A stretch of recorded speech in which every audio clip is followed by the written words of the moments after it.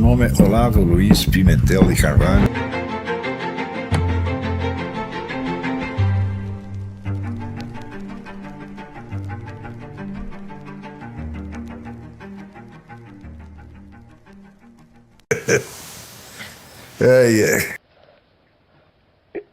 Bom, a gente poderia dar uma infinidade de exemplos, tá certo? Mas eu vou dar um, tá certo? De paradoxo que a mim me parece insolúvel. Eu até mencionei vagamente isto no programa Throat Speak e estou escrevendo alguma coisa a respeito, mas está complicado, está difícil de terminar.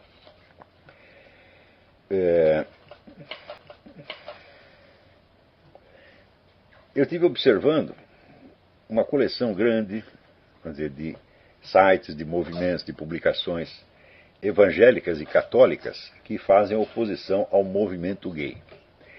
E vi que todas elas tinham um pressuposto que elas tomavam como se fosse a coisa mais óbvia do mundo. Que existe uma invasão gaysista na cultura que representa então um incentivo ao homossexualismo, que induz as pessoas ao homossexualismo.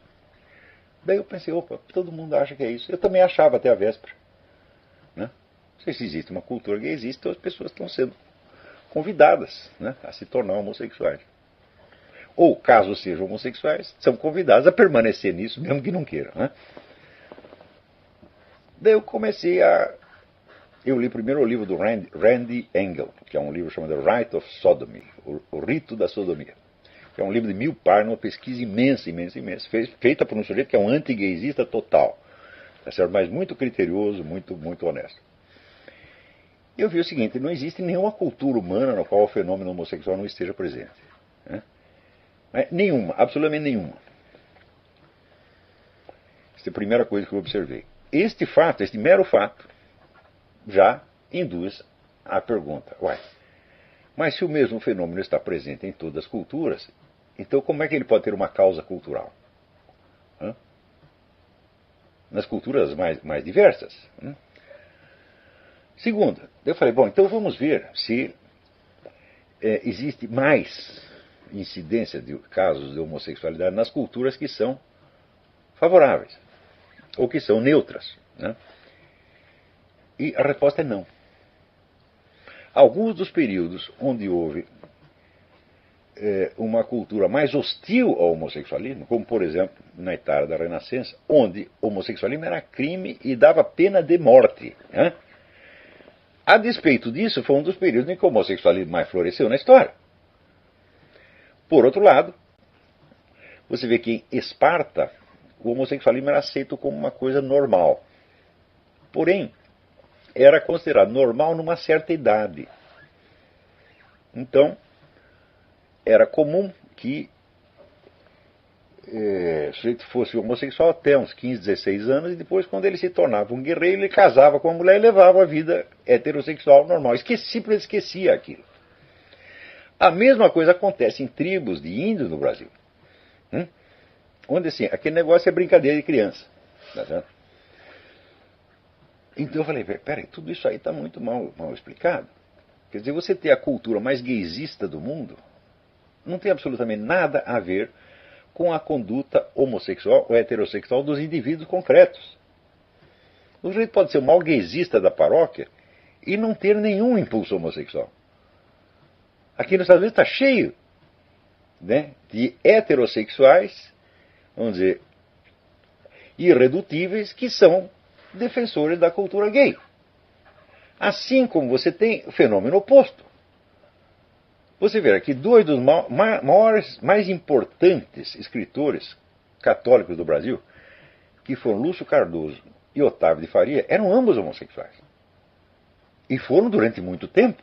Claro que com conflito, etc, etc. Então, ou seja, o sujeito está imbuído de uma cultura católica que é totalmente contrária àquilo. Tá certo? E não obstante, ele continua, né, tendo aquele impulso e atendendo ao impulso. Então eu falei, bom, é evidente que não é a cultura que faz isso. Daí perguntei, alguém sabe a causa do homossexualismo? Eu comecei a ver as teorias, etc. Cheguei à conclusão, ninguém sabe. Né? Ninguém tem a menor ideia. Eles têm tantas teorias, mas tantas, e são tão contraditórias entre si, nunca nenhuma foi provada. Então o fato é o seguinte, nós realmente não sabemos.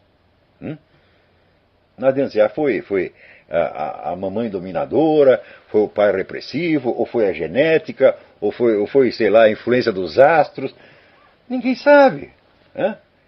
Eu digo, mas se você não sabe qual é a causa de uma coisa, como é que você quer erradicá-la na base de uma suposta causa cultural?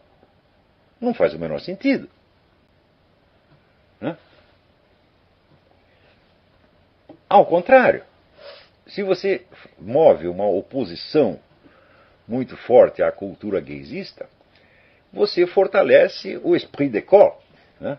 A corporação, o senso de corporação. Né? E o senso de corporação, por sua vez, cria o quê? Mais cultura gaysista. Então eu falei, olha, mas isso é uma situação de uma ambiguidade terrível. Quer dizer, o sujeito pode ser 100% contrário ao homossexualismo e continuar homossexual, e o outro pode ser heterossexual e ser 100% a favor do homossexualismo. Meu filho, isso aí é um saco de gato. É uma confusão. Então, ora, eu examino essas situações assim com uma relativa facilidade. Quer dizer, eu para equacionar um problema desse eu não preciso de muito tempo. Quer dizer, eu pego um tema desse, eu dedico um mês a ele. No fim de um mês eu já entendi do que se trata.